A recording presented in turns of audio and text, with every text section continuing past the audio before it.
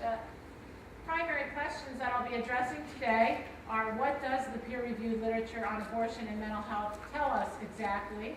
To what extent is science influencing contemporary practice? And how do we incite change? What are some of the barriers? What progress has been made? And what is the outlook for the future? The world literature on abortion and women's mental health has grown considerably over the past few decades, and the scientific rigor of the published studies has increased substantially.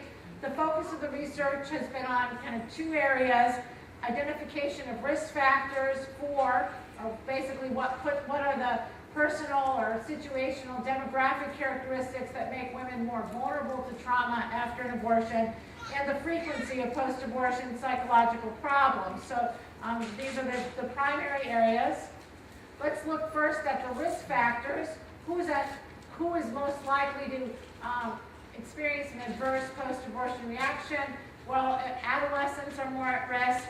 Those who are unmarried at the time of the abortion, if the pregnancy was intended. Second trimester abortions are associated with more problems.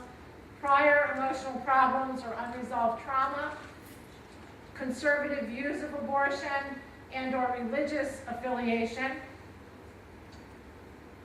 Also feeling unable to cope with the abortion, or pre-abortion ambivalence or decision difficulty. Anytime a woman is wrestling with this decision, she's like a prime candidate for having difficulty afterwards, and these centers do not spend time with women to really resolve that. It's often, in the U.S. anyway, that the time spent counseling a woman prior to abortion is about 10 or 15 minutes, if that.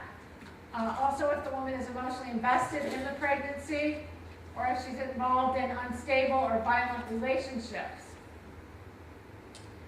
Again, and I haven't even included all of the risk factors here, but these are the ones that have the most support in the literature. Perceptions of one's partner, family members, or friends as non-supportive, and feeling forced by one's partner, others, or by life circumstances.